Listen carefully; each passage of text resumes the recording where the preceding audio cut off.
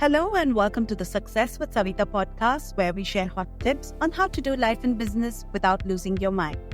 I'm your host, Savita Nanjappa, entrepreneur, high-achieving 9-to-5er turned transformational success coach, helping you create a wildly successful business. Come hang out with me and other fabulous humans like you every week for stories and chats packed with a healthy dose of tips, resources, how-tos, and real talk. Side effects may include a happier and more confident you with each passing day. Hi, and welcome back to yet another episode on the Success with Savita podcast. And again, I'm here with you solo today, and I'm talking about a topic that's on everyone's mind at this time of the year. That is, hey, we're reaching the end of 2024, and we are going to be going into a new year in about a month or so. And as I'm recording this podcast, it's the middle of November, so we have about 6 weeks till we hit a brand new year. And I don't know about everyone else, but I'm definitely looking forward to the new year.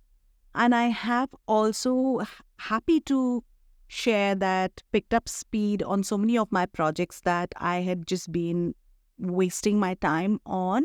And so a lot of projects are nearing completion, in progress, started to move forward. And I'm happy to say that I will not be going into the new year adding these projects back on to do again next year. So I think that's a big win for 2024.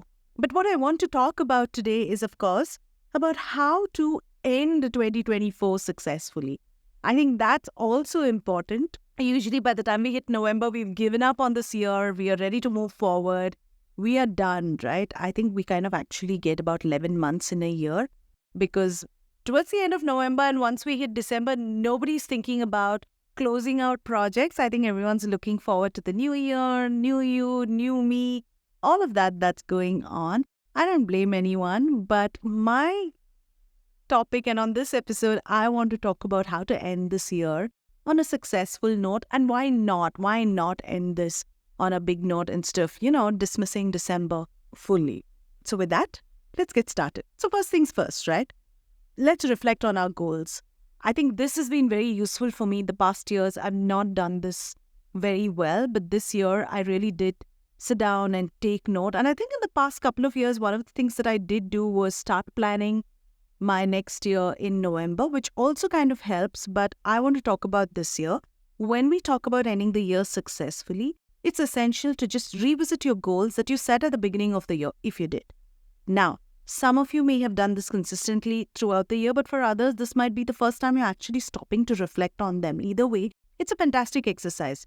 I want you to sit down, look at what you wrote in January or whenever you set your 2024 goals. Ask yourself, did I achieve this? And even if the answer is not yet or I didn't get close, that's okay. This isn't about judging yourself. It's about being honest with where you're at. Now, once you've reflected, celebrate the wins. Like, do you have a list of all the wins, big and small? Sometimes we are so focused on what's next that we forget to celebrate how far we've come. If it's the smallest thing, you should still count that as a win and celebrate it. Take a moment to acknowledge these victories and remember that every step forward is progress. It doesn't have to be massive, mind-blowing achievement. I mean, if you have that, fantastic, of course. Maybe look for the small steps that you've taken towards better habits or strengthened your relationships. That's worth recognizing. Next, living in the moment. Now, as we review the year, it's easy to get caught up with what you could have done better or, how you let. Dwelling on it is not something that I'm a huge fan of. But here's something that's just as important, living in the moment. We should spend so much of our lives planning and looking ahead, looking forward to the next year, already thinking about what the future holds for us. But I encourage you to take some time this season to just be. This might mean spending time with loved ones, taking a weekend off, or simply unplugging and enjoying where you are at right now. Therefore, living in the moment helps us reset. It allows us to re-energize and stay mindful of being in the present. And we are not dragging any end of the year burnout into 2025. This doesn't mean you ignore your goals, skip out on planning for the new year. It just means that you're taking some time to appreciate where you are and feel grounded. Reflect, yes, but remember to be present. Next is letting go of what holds you back. I mean, every year we've looked at things that we've not achieved, Also look at why you were maybe not able to do some of the things that you plan to do, wish to do. If it was just lack of time, that's different. But if it was lack of, something holding you back, lack of confidence, then now's the time that you should look at it. Look at it from a point of view of letting things go. It sounds cliche, but letting go can be one of the most powerful things that you do for yourself as we close out the year. Take stock of what's been weighing you down this year.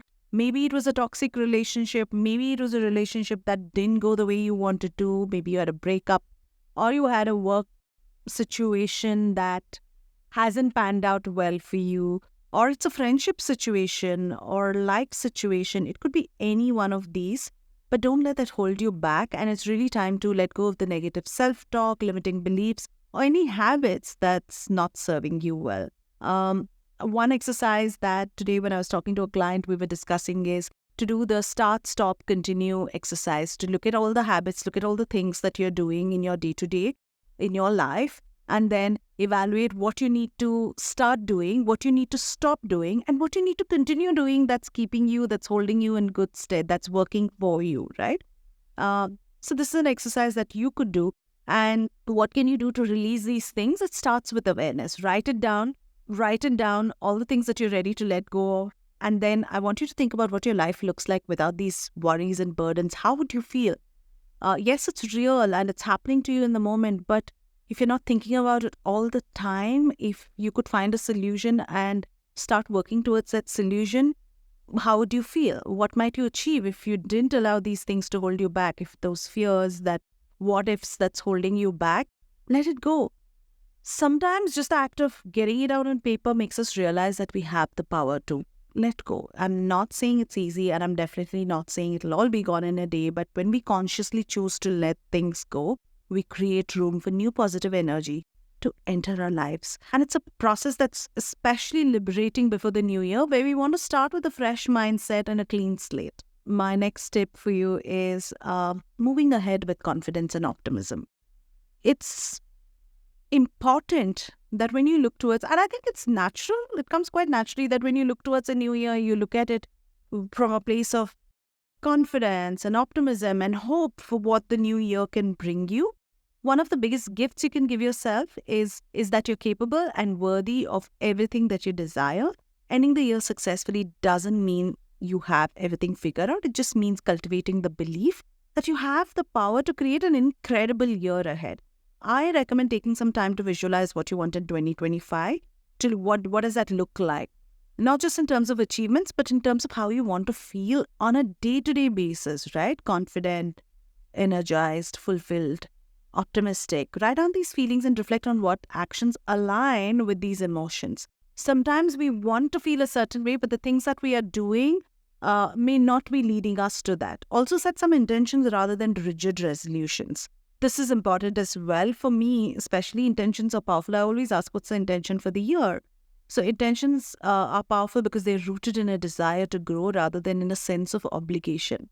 And confidence just doesn't come from setting goals. It comes from taking consistent, intentional action towards those goals, even when things get. Here are some actionable steps that you can take. Number 1, review and reflect. Set aside some dedicated time for a yearly reflection exercise. Don't call it an exercise, just call it time for you to think. Go through your 2024 highs and lows and document what went well and what could be improved. This gives you clarity on what you want to carry forward and what you want to let go of. 2, make a gratitude list. Write down at least 10 things you're grateful for this year, and you'll be surprised at how good you feel just doing this exercise. Sometimes we don't realize the abundance in our lives until we take a moment to appreciate it. Take time to set intentions, not just goals. Think about how you want to, what is the intention for the next month and for the next year. Write that down and put it somewhere where you'll see often. Next, create a let go list. Write down everything you want to leave behind in 2024. Be it a mindset, a relationship, or a habit. This act of releasing is symbolic and powerful. Celebrate and plan how you want to mark the end of the year. Create a ritual you want to do to close out the year. Maybe a journal session, maybe a meditation session, maybe you're going to go for a sound healing, or even lighting a candle with the intention of starting afresh, end the year on a high note. Having said that, here are other things that I will also be doing to kind of close out the year, and I'm sharing it with you in case it helps you to take note. I am actually reviewing all my projects that I put down. I have a Notion template. I use Notion to create a dashboard for all my projects, and I'm like just going page by page. I have a table. I'm a little more type A OCD about this. So I have put down a table, a dashboard, and I'm like put down things that I needed to be working on, and I'm really happy that some things I got really anchored into, worked on it, focused on it. So I'm going through that list and evaluating what I've done. I'm also looking at what my January will look like, how much time I have in planning out things. Something as simple as, writing and setting up all my newsletters. I did that at the end of October. I put that together till the end of Jan because Jan is a busy time for me and I have family visiting and I may have some travel. And then I don't want to be scrambling that, oh my God, the new year started, but I have not started. No, I felt that last year. So this time I got ahead and I put together all my newsletters. I've created all the topics that I want to talk about on the podcast for my solo episodes. Next, I'm going to work on putting together my interview list and, organizing that, setting those interviews up, recording them and all of that.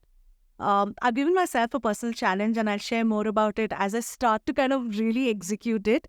I want to make it happen, but just to make more videos. So I'm working on that as well. So what I'm doing is going through the dashboard on Notion for me and evaluating everything that I wanted to do this year and where I am at and what I can say, hey, it's in progress, it's happening, and what I need to move to the next year. For example, I really wanted to spend some time swimming, learning to swim. I did learn to swim, but, I still can't swim. So I have to do that swimming class all over again, but I didn't get to it this year. So I have to move it to the next year. So I'm doing stuff like that. So that's helping me feel like, okay, 2024 is not a total washout. Like I did do some things, right? And I'm also noting down all things that I've already completed. And I feel like while I'm taking action towards the last quarter of the year, I feel good about it. I feel energized that I'm ending this year with having taken action on some of these things.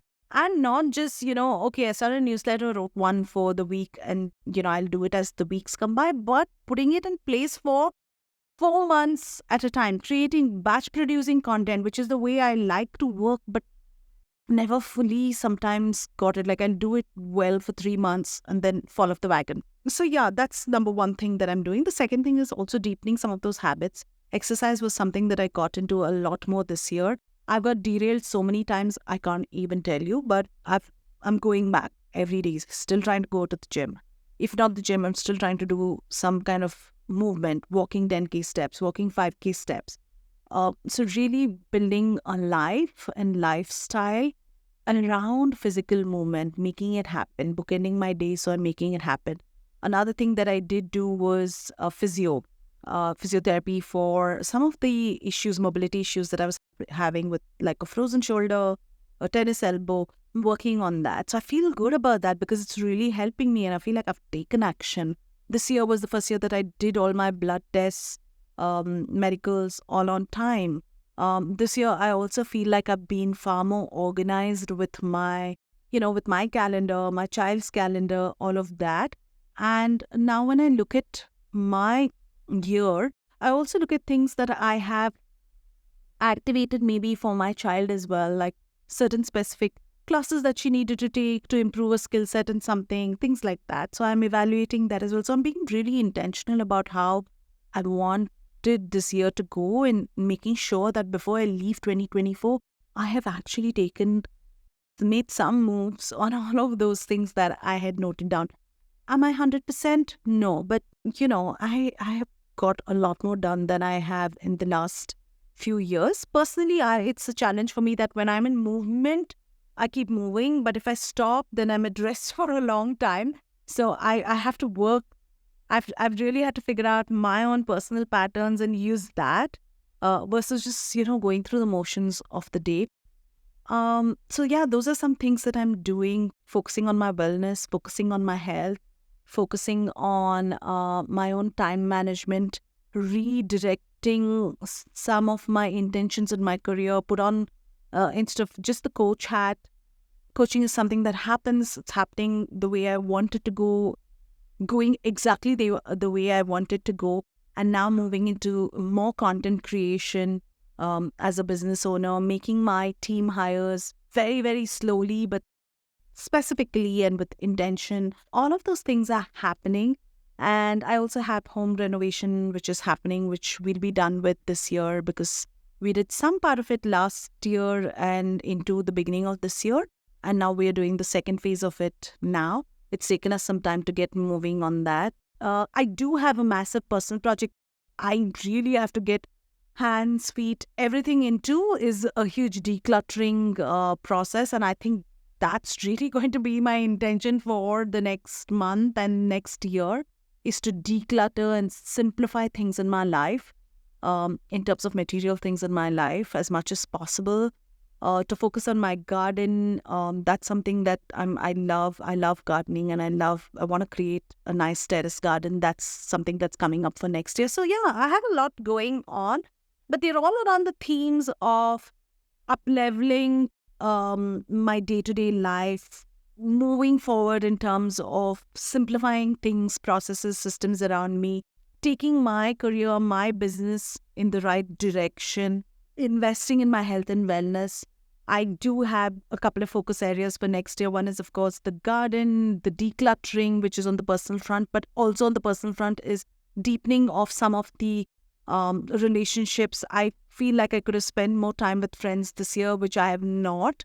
And that's something that I hope to do better. But yes, for me, these are all things that I want to do to end 2024 successfully. And I do want to take a break post the 20th of December to just enjoy my holidays, enjoy my new year, and then start afresh. In Jan, it's going to be a busy season. I also have a busy season personally because we have a lot of friends visiting right now, friends, family. So I'm looking forward to this season, and I hope you do too.